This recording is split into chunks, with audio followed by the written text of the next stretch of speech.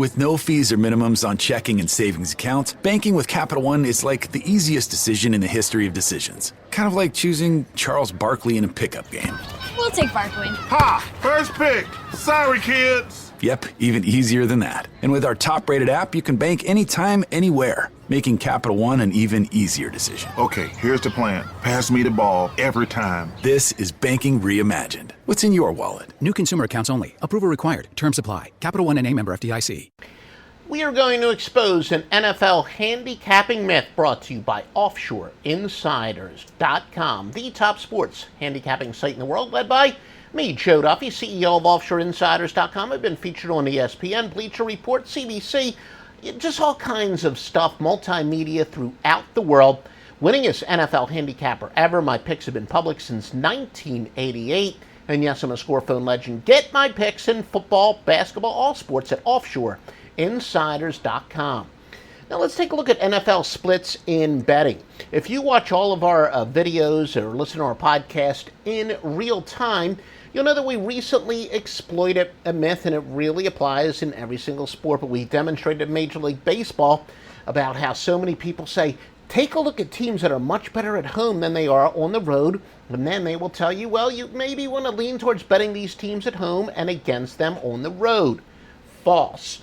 Facts-driven handicapping say, nope, there will be a regression to the mean. In fact, teams that have a road winning percentage in the NFL, we're talking about in the NFL, of at least 400 points worse than their winning percentage straight up is at home, or 412, 337, and 22 against the spread if they are a road dog of 2.5 or more.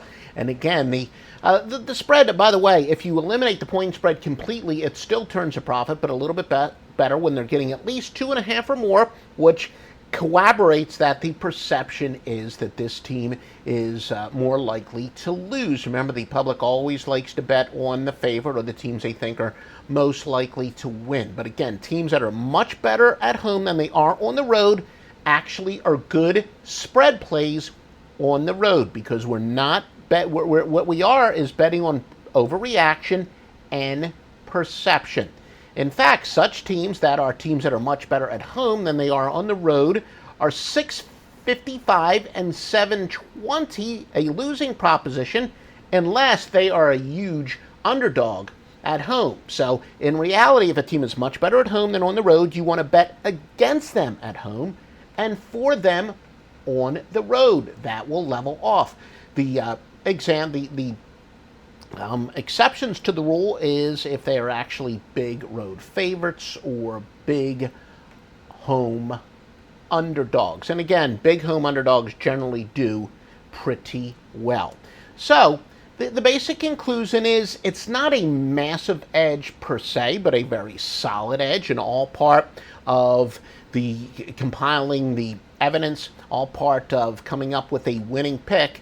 We don't blindly bet any one or two systems. Actually, there are a couple of them that are so damn good. We pretty much do blindly bet them unless there is conflicting information. But at a bare minimum, stop outsmarting yourself.